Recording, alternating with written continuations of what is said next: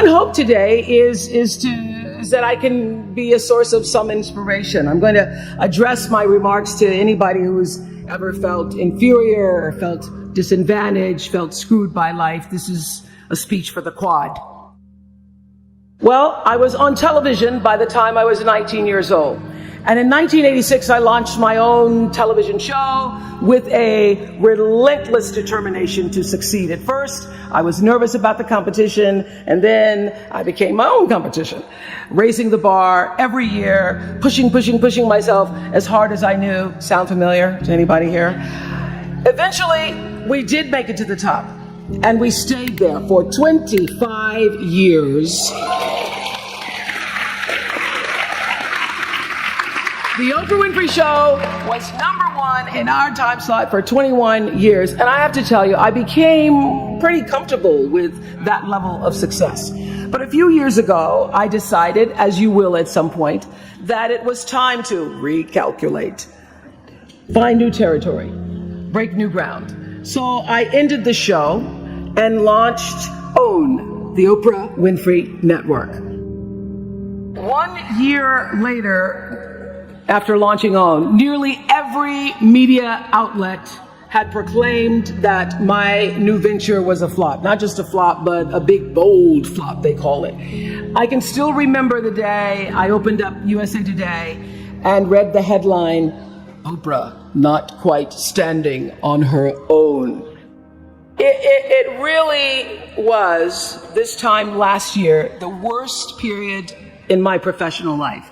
I was stressed and I was frustrated, and quite frankly, I was embarrassed. It doesn't matter how far you might rise. At some point, you are bound to stumble, because if you're constantly doing what we do, raising the bar, if you are constantly pushing yourself higher, the law of averages, not to mention the myth of Icarus, predicts that you will at some point fall.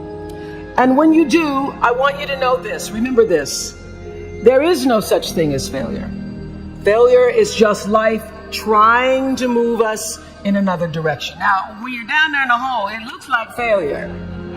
So this past year, I had to spoon feed those words to myself. And when you're down in the hole, when that moment comes, it's really okay to feel bad for a little while. Give yourself time to mourn what you think you may have lost. But then, here's the key. Learn from every mistake, because every experience, encounter, and particularly your mistakes are there to teach you and force you into being more of who you are. And then figure out what is the next right move. And the key to life is to develop an internal, moral, emotional GPS that can tell you which way to go.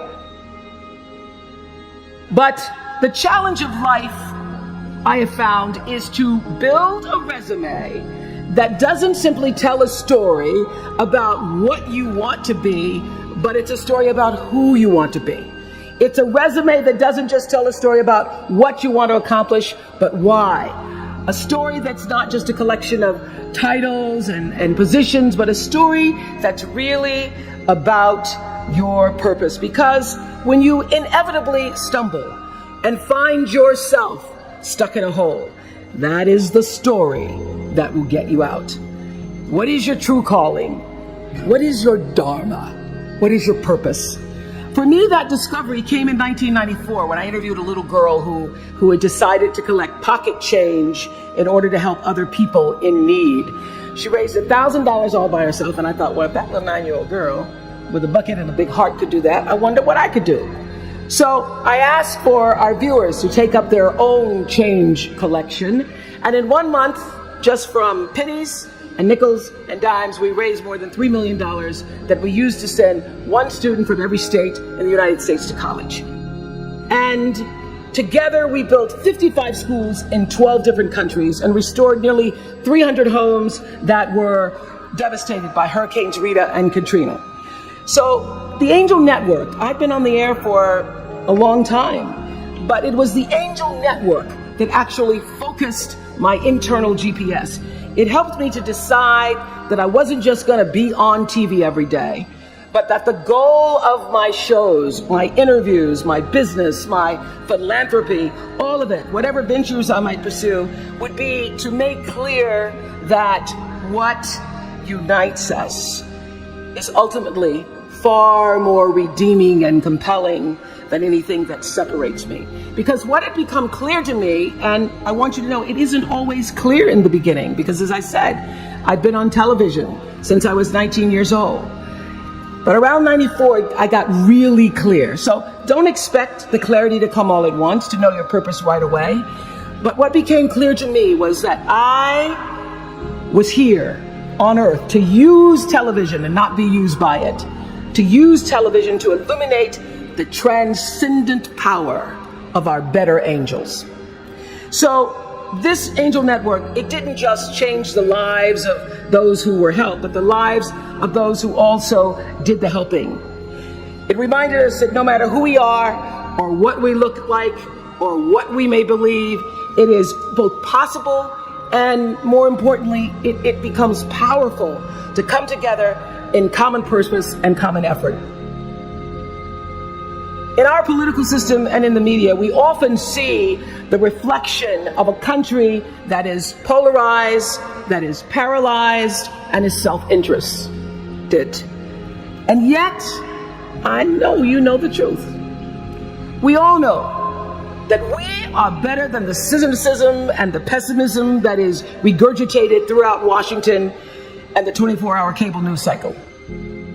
We understand that the vast majority of people in this country believe in stronger background checks because they realize that we can uphold the Second Amendment and also reduce the violence that is robbing us of our children. And we understand that most Americans believe in a clear path to citizenship for the 12 million undocumented immigrants who reside in this country, because it's possible to both enforce our laws and at the same time embrace the words on the Statue of Liberty that have welcomed generations of huddled masses to our shores. We can do both.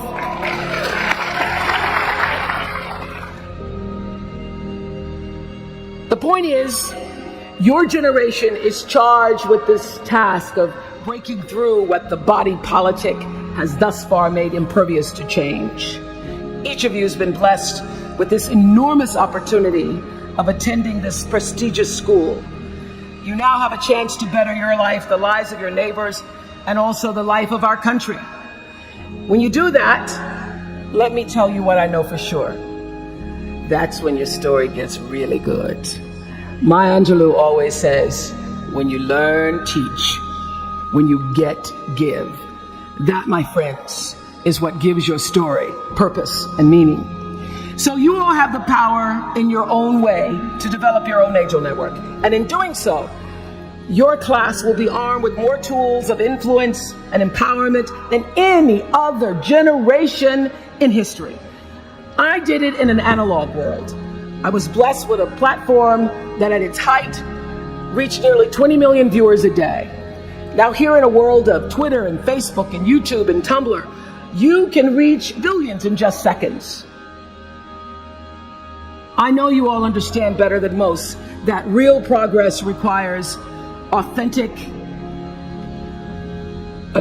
way of being, honesty, and above all, empathy. I have to say that the single most important lesson I learned in 25 years talking every single day to people was that there's a common denominator in our human experience. Most of us, I tell you, we don't want to be divided. What we want, the common denominator that I found in every single interview, is we want to be validated. We want to be understood. I've done over 35,000 interviews in my career.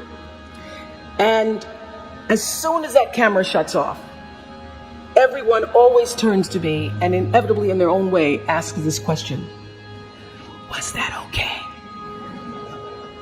I heard it from President Bush. I heard it from President Obama. I've heard it from heroes and from housewives. I've heard it from victims and perpetrators of crimes. I even heard it from Beyonce and all of her Beyonce-ness. She finishes performing, hands me the microphone and says, "Was that okay?" Friends and family, yours, enemies, strangers, in every argument, in every encounter, every exchange, I will tell you, they all want to know one thing. Was that okay? Did you hear me? Do you see me? Did what I say mean anything to you? So whether you call it soul or spirit or higher self, intelligence, there is, I know this, there's a light inside each of you, all of us, that illuminates your very human beingness if you let it. No matter what challenges or setbacks or disappointments you may encounter along the way, you will find true success and happiness if you have only one goal. There really is only one, and that is this: to fulfill the highest, most truthful expression of yourself as a human being. You want to max out your humanity by using your energy to lift yourself up, your family, and the people around you. Theologian Howard Thurman said it best. He said, "Don't ask yourself what the world needs.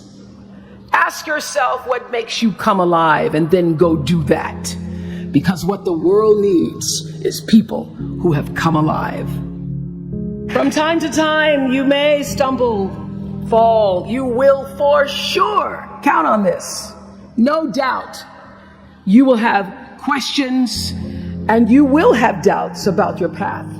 But I know this: if you're willing to listen, to be guided by that still small voice that is the GPS within yourself, to find out what makes you come alive, you will be more than okay.